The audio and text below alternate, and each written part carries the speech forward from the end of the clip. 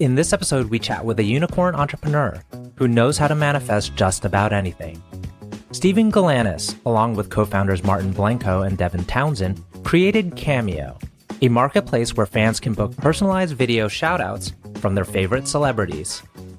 The idea for these videos was discovered in 2016, when a single recording was released from NFL player Cassius Marsh, who recorded himself congratulating his friend on the birth of his son.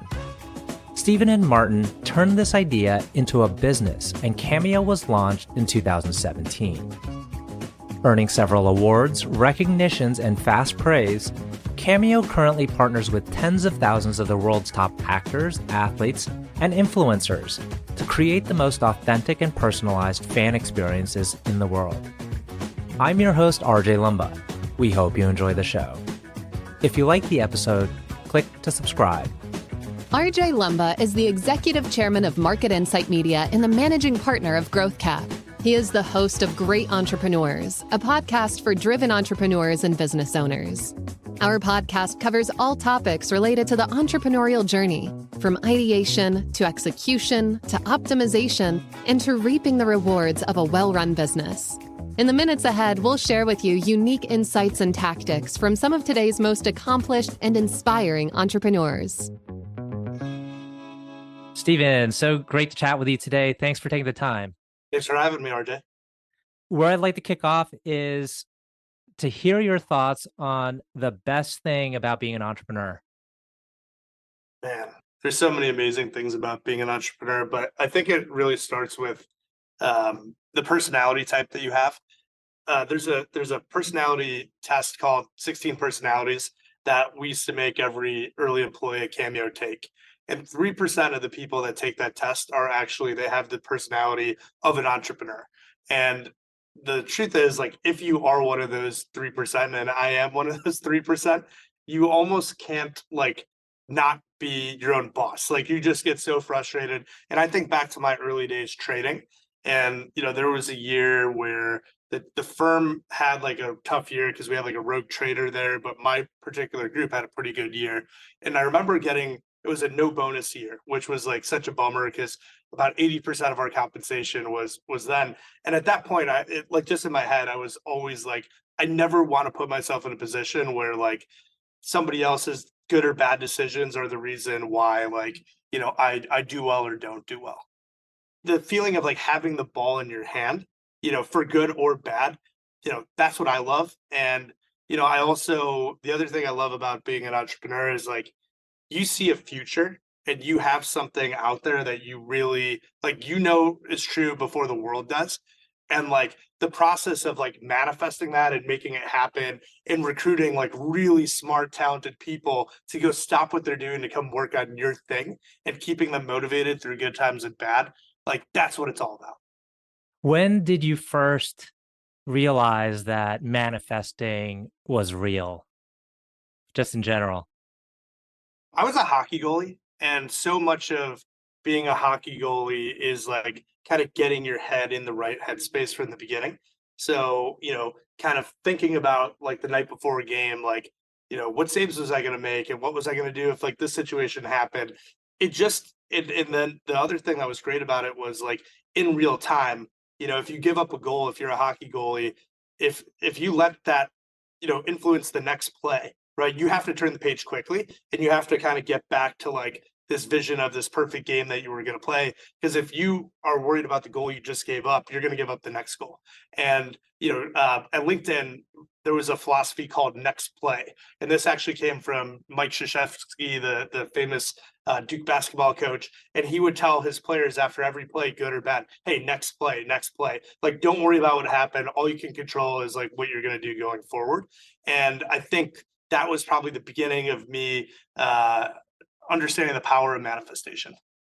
So you were Illinois state champ, as I understand, and was that in your senior year of high school?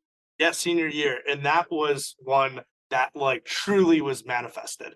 Kind of a funny story about that. I was also the captain of the football team, fullback and middle linebacker. I actually got a really bad shoulder injury the week before game 4 of football. Was in practice. I got clipped from behind and I ended up doing a full 360 tear of my rotator cuff and my labrum. So I couldn't move my arm like even to my shoulder. And for weeks before rehab, I couldn't like move it from just the side.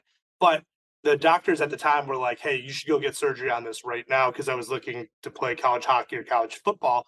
And I knew that if I got that surgery, I wouldn't be able to be there for my hockey season my senior year, and I was the goalie.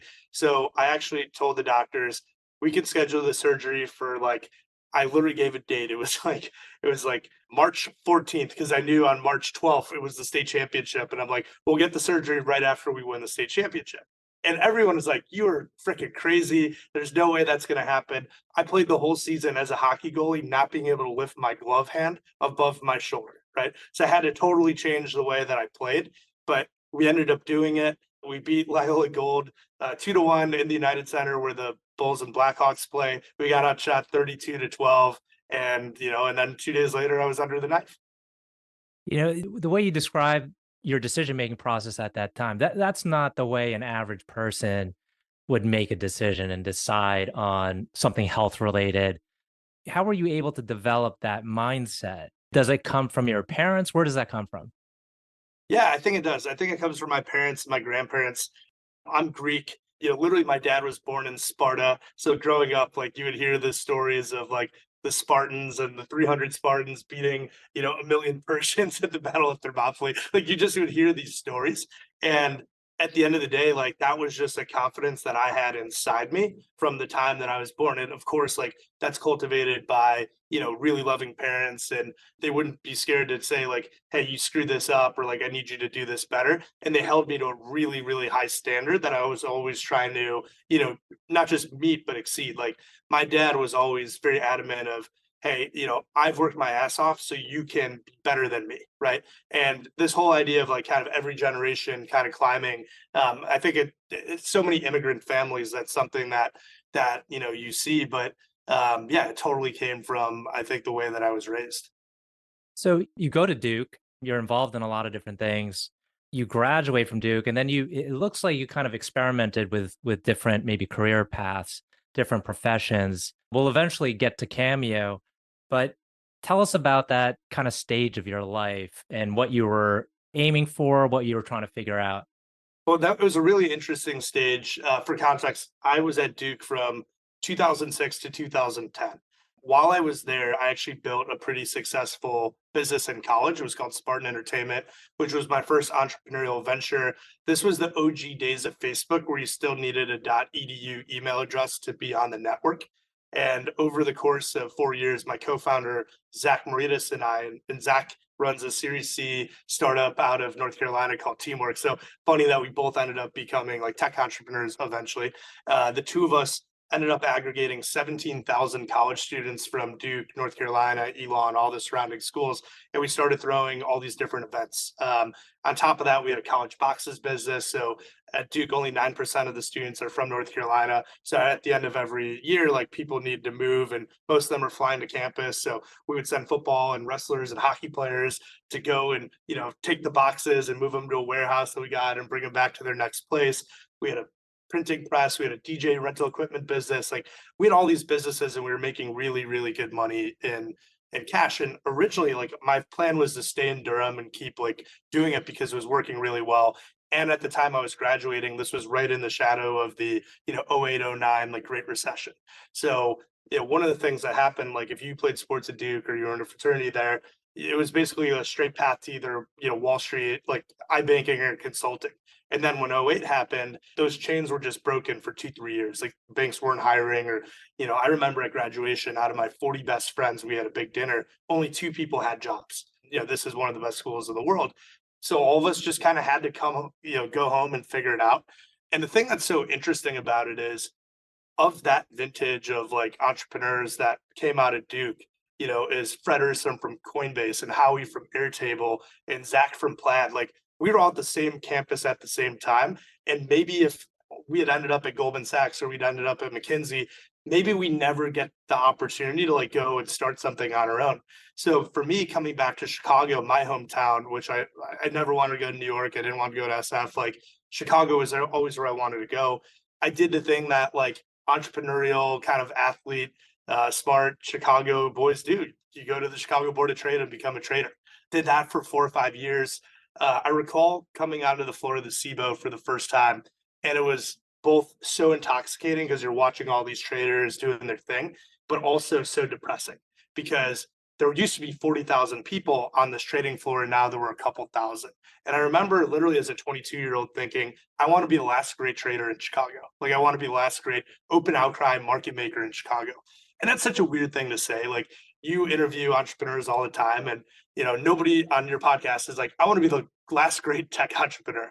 And then when the older guys are talking to you, they're all like, man, you missed '01, you missed '08, like you missed the flash crash. So finance was always like, things used to be so much better and they suck now because technology is taking our jobs away.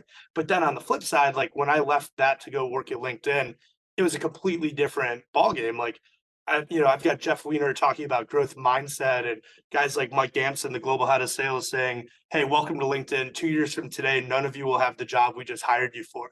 We know that, we support that. And at LinkedIn, we literally have the profile data to prove that. Your job is to figure out what's your dream job, whether it's here or somewhere else. Our job as a company is to make sure you get the skills to get that job. And oh, by the way, when you're ready to leave, find someone better than you to replace yourself. Like, that was unbelievable to me. I remember, like, that was my first day at LinkedIn hearing that talk. And that is something that I brought to Cameo as, this whole next play philosophy of like, hey, you should be growing here. And if you're not growing, we got to find a different position for you, or we need to find a place where you're going to grow, because that's the thing that's the most painful early in your career, when you kind of plateau out and you're not growing. Mhm.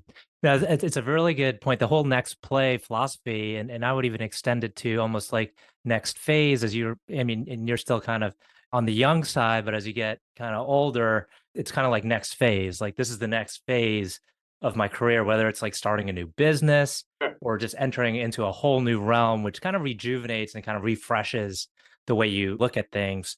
So let's head into Cameo. Looking at it, it's like, wow, what a no-brainer.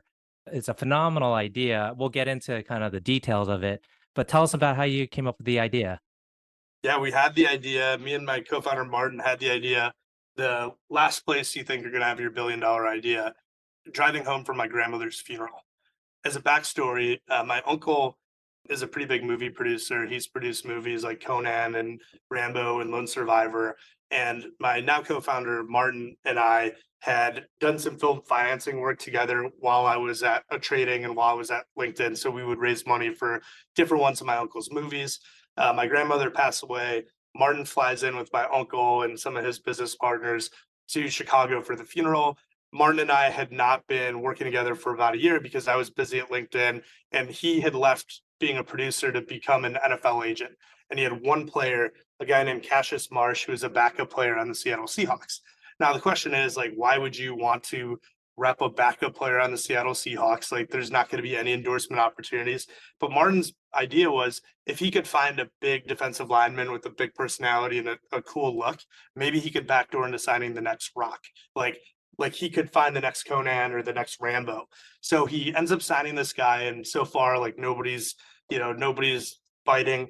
And he's so frustrated. And he's telling me, like, Steven, like, I know this guy's a star, but like, there's no other money coming in, and I'm bleeding because I had to train him and I'm flying out. Like, I'm losing money every day. Like, what can I do? And he pulls his phone out to show me a video of Cassius, mostly to just show me his look and his swag. And in the video, Cassius is congratulating this guy, Brandon, on becoming a father. And he goes, hey, Brandon, it's Cassius Marsh from the Seahawks. Heard about your son, Maverick. If he gets your athletic ability, he'll be playing for the Seahawks one day. Go Hawks. And Cassius is driving. He's got a flat brim hat on. He's all tatted up, driving in Southern California. And the video is like awesome. I've been around athletes and entertainers forever. And I'm like, dude, that's super cool. And immediately the Eureka moment hit. And I'm like, dude, that's the new autograph. Like, we got to figure out a way to sell those. Because I knew that if this person, Brandon, who is an executive at Nike, in LeBron James' inner circle, and like named his kid after Maverick Carter, like LeBron's business partner, and he was posting this on Instagram saying it was the best gift he ever got. Imagine what a fan with no access or that's never met a star, like, imagine what they would feel. And the first time we sold one, we saw it, and this girl was so happy with the video she got, she started crying. It's funny because I was like researching the site and I was like testing it out. And I was just typing in different celebrities, and I was like, oh, I wonder like the variety they have on here. And I was like, I went to UVA, so I was just like, I wonder if they have Ralph Sampson on there. And you Yeah, guys do. He's yeah, on there. So yeah, I looked at one of his videos, and I was like, imagine receiving that. You'd feel so special yeah. getting that personalized message that was customized to you with like little things about you that no one else would know, but he's And saying that's it to you. yeah, and that's perfect. People ask me all the time, like, who would be the person you would want a cameo for? And like growing up in Chicago in the '90s or going to Duke, like you might think it's Michael Jordan or Christian Laettner or Grant Hill or something like that. But no, it's actually Eddie Belfour, who is the goalie of the Chicago Blackhawks when I was a kid. That like inspired me to be a goalie, right? Like hearing from Eddie the Eagle would be more exciting to me than hearing from Michael Jordan. Right. Did you get him on there on Cameo? We've never been able to get him on. So it's like always outstanding to my team. Like if you get Eddie Belfour on, like I want the first one. So I noticed there's a range of prices Yeah. depending on the celeb. I don't know if you know this offhand. Who's the most expensive? The most expensive, I believe, is Floyd Mayweather. I think he's usually about $10,000. But the price does not usually correlate to how much you make on the platform. You know, totally makes sense. If he was $100 versus 10,000, you would do a lot more videos. And again, the ex market maker in me like tries to make sure people are priced enough, but we've always given talent the final say at how much they charge because I've never wanted anyone to say like, "Hey, this isn't worth my time."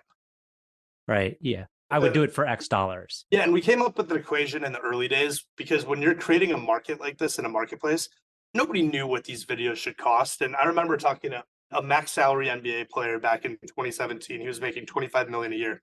And he's like, Steven, this is great. I would do it, but I'd probably need like $10,000 to do it. And I'm like, why? He's like, well, I got paid 40,000 to go to a bar mitzvah last year. I'm like, okay, so you're making 25 million a year. You took 40,000 to go to a bar mitzvah. So you blew a Saturday night in your prime. He's a single guy in a big city, big market. You drove an hour from the city to go to this bar mitzvah. You hung there for a couple hours. You came back. Like your time is worth a lot more than that. And I said, if you want to know what your time is actually worth, take your average salary, annual salary, $25 million a year, divide by 2,000 hours in a work year, 50, 40-hour weeks, divide that by 60, and you make $208 per minute. So if you charge $100 per video, you can do 2 videos per minute on Cameo. You can make the same amount of money at $100 price point as you do as your effective rate being a max salary NBA player is. And that was kind of the Jedi mind trick math that got the prices to a reasonable place and allowed there to be liquidity in the marketplace. Because there's actually companies that tried to do this before us, and they had Dwayne Wade or LeBron James or these guys on, but they were charging $20,000, $30,000, and nobody ever booked them. We Mhm. started selling, $1, $2, $5 cameos, and then we've worked our way up. And by building the liquidity, if someone had a great $5 cameo experience with Thaddeus Lewis, who is the third quarterback of the San Francisco 49ers, a few years later when Ray Lewis comes on for 500, what they're getting and that it's going to be worth it. Yeah. There was such a wide variety. I had a good time like searching around. I did end up I was wondering if Donald Trump is on here. So I typed him in and Stormy Daniels actually came up and I was like, that is some variety. And then I also saw like Lindsay Lohan is on there. Yeah. So even if you don't order, it's fun to be on there just to see what Oh, you can it's get. it's yeah, it's really fun to window shop and look, part of it too is like we have a big tent philosophy at Cameo. So we believe that we're the marketplace. We should have as diverse and wide ranging, stars of personality. We don't make pop culture, we reflect it. And for us, like there are going to be people on there that I disagree with, but like at the end of the day, if they follow our rules, like we will let everybody on. And we don't have the same rules as Twitter or Instagram or any of those other platforms because we're paid speech, not free speech. Now, back to being an entrepreneur, has the experience been harder or easier than you anticipated? Both at different times, right? Like it's funny. I was talking to 2 of my oldest friends at dinner last night. I hadn't seen them in a couple of years. And we were having dinner last night. And, one of the things they said is like, Steven, obviously Cameo has become such a success, but like you're still the same person. And obviously, like things around me have changed dramatically. Like when you have a consumer business that kind of enters the public imagination like ours did, your life is just going to change in many ways. The things that are really interesting is like I always felt from the second we had the idea, I knew what Cameo could become. And in some ways, like like we became a unicorn the exact 4-year anniversary of us launching. If you look at our revenue in year 1, year 2, year 3, year 4, we were ahead of like where Snapchat was or other like publicly traded consumer businesses, in the first 4 years. Like this was this fast growing business as you could imagine. And at the same time, like I've always felt like, we aren't going fast enough, or like we should be doing more. So I like have not been surprised by the success of it, or in the tough times, like I also, it's never as easy as it seems and it's never as hard as it seems. It's always kind of in the middle. And through good times and bad, what keeps me going is like an absolute conviction and fulfilling our mission at Cameo. And our mission is to create the most personalized and authentic fan experiences on earth. And I believe like we're still like in the very early innings of this game. Mhm. Now, as the CEO of the company that's growing quickly, what do you view as the highest value activity that you engage in? So I have a CEO coach that I've worked with for years. His name's Ben Gordon, kind of legendary tech executive, EA Sports back in the day, and then longtime partner at Kleiner Perkins, been on the board of Amazon and Zynga, and so many of like the iconic consumer companies of internet, really 2.0. He gave me a framework that I love, and it's called Forever OKRs. And in working with kind of world-class CEOs for 30 years, he really distilled it down to 5 things that he sees the best CEOs in the world do. And ultimately, like when you get to a certain scale, you should be able to fire yourself from everything that's not these 5 things. So number one is product market fit. Are you selling something that people want to buy? As a CEO, like that is your first job. If you don't have product market fit, everything else on this list isn't going to matter. So it is always your job as the CEO to make sure you have product market fit. If you find it, don't lose it. And then when you have it, like try to figure out where you could expand it and find different product market fits other places. So that's number one. Number two is like world-class team, and specifically world-class executive team. As you get bigger, you can't interview every person anymore. You won't know everyone at the company. So it's so important that you have like proxies, for you that are taking what's in your head and actually like taking the things that you're trying to manifest and actualizing them and making them really happen. And a framework that he gave me that I love is he used to have me rank my executive team 1 to 5, 5 being like this is the best person in the world that could do the job at this stage, 4 being, hey, 90th percentile, 3 being industry average, 2 being below average, 1 being why the hell do they work here? And he would have me like rank everybody, add them up, and then divide by the amount of direct reports. And what he's found in his experience is that CEOs tend to rank their teams like a 3.5 out of 5, but world-class executive teams tend to be 4.25 or higher. So then you have to make the decision, okay, this person I ranked a 2, like, are they going to become a 3, or like, should I, hire above them? Or is today's 4 going to be tomorrow's 3, or can I coach them up to get to become a 5 tomorrow? Like, so constantly having those decisions, and if you build a great, leadership team, like they should be able to be talent magnets and people want to work for them and learn from them. So, that's a really high leverage thing you can do as a CEO. Third is kind of communication and alignment. And this might be everything from like external PR and press to, internal all hands and, sending that, company email out at the right time, or making sure that everybody understands the mission, vision, values of the company and are really like working towards it and actualizing it. So as CEO, kind of repeating the things that you want people to hear like over and over and over again until it really comes through. Like that's something really high leverage. And, one thing I'm proud of, if you were to go pull any Cameo employee or ex-Cameo employee off the street, I guarantee you they could tell us the mission. I guarantee you they could name all the values at the company. Fourth is employee engagement. Like, are your employees happy? Do they like working where they are? We measure this by things like employee voice surveys. So twice a year, we put an anonymous survey out. Everybody kind of ranks us on how we're doing. I'll read every comment of it. And then, you take that feedback and you try to make sure you've got the best employee experience possible. Because if you've got product market fit, if you've got great leaders that are inspiring your employees, if you have a mission, vision, values that people are aligned with and they're happy, like they're going to recruit their best friends to come and work at the company, the most talented people. And then suddenly, like, you have the makings of a world-class team. And then the fifth thing, and it's important that this is number 5, it's not number 1. And too often, I think, especially in the last few years, people felt that this was the most important thing. The fifth thing is keep the lights on. So this is fundraising, budgeting, hiring, firing, like doing the things that you need to do to like build a sustainable business. And obviously the definition of a sustainable business has changed drastically in the last 2 years, right? Like what was okay in 2020 or 2021 is very different in 23 and probably what 24 will be. So as the CEO, ultimately making sure that, you're being a good steward of your capital is really the fifth most high leverage thing you can do. And that's it. And, outside of that, everything else can kind of be delegated down. That was super helpful for me, and I know it's going to be super helpful for our audience. Do you have a couple more minutes? I have 2 more questions, if that's okay. Sure, let's do it. What is the most helpful advice you've ever received, aside from the coach 5 points? One thing I've always loved, my uncle gave me this advice when I was a kid. He said one time, he goes, it's better to have part of something than all of nothing. And I've always really jived with that.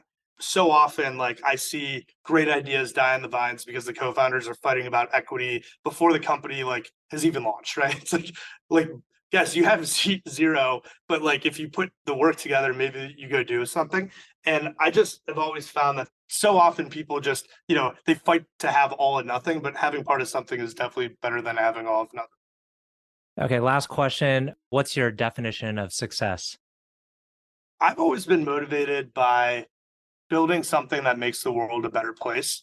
And one of the reasons I love what I do at Cameo so much is because it just genuinely makes people happy.